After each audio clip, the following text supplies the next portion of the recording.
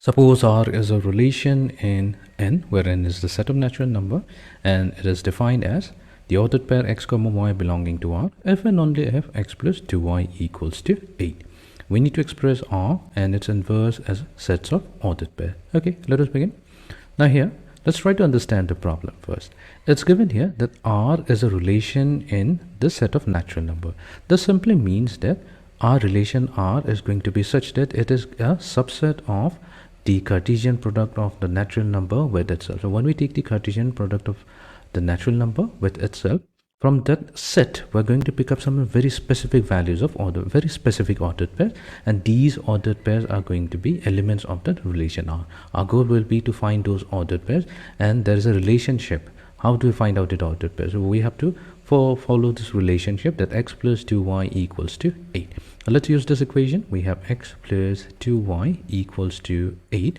When we solve for y, so y must be equals to 8 minus x whole divided by 2. So let's say we start with x. Now here we also have to be careful what is x and y.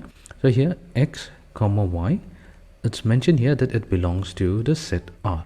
Now what we have said, what is R? R is simply a subset of the Cartesian product of n with itself. So here we can say x comma y must also belong to the Cartesian product of n with itself. Now this simply means that x belongs to the set of natural number n and y also belongs to the set of natural number n, meaning whatever x value that we choose, the corresponding y value must be also a natural number. So let's choose the first natural number, x equals to 1.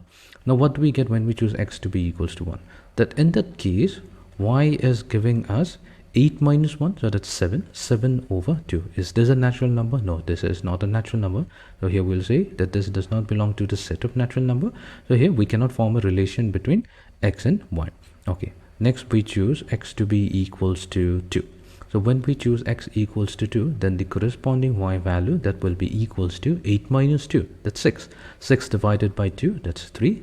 Yes, 3 belongs to the set of natural number n. So here we have found our first relation, 2 3. So this simply means that 2 is related to 3.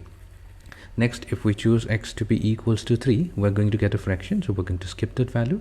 Next, we are going to go to the next even number, x equals to 4. So when x equals to 4, then corresponding y value will be 2. 2 belongs to the set of natural numbers. So here we have 4 2. That's a relation. And then finally, we're going to choose x equals to 6. So when x equals to 6, then y will be equals to 1, which belongs to the set of natural numbers. So we have obtained a relation 6 1. Now we can observe, we can see, we can check for ourselves that we cannot take any other value other than greater than 6, because the moment we choose x to be equals to 8, y will become 0. When y becomes 0, that is not going to belong to the set of natural numbers anymore. So we will not get any valid relation. And for any values greater than 8, we are going to get negative numbers. We are going to skip this value. So here, what we have obtained? We have obtained 3 relations. So using this, now we can define our relation R. So since R is the set of ordered pairs x comma y, so 2 R3 is going to give us the ordered pair 2 comma 3. Next 4 R2, that's going to give us the ordered pair 4 comma 2. And then 6 R1 is going to give us the ordered pair 6 comma 1. So this is our set R, or the relation R expressed as a set of ordered pair.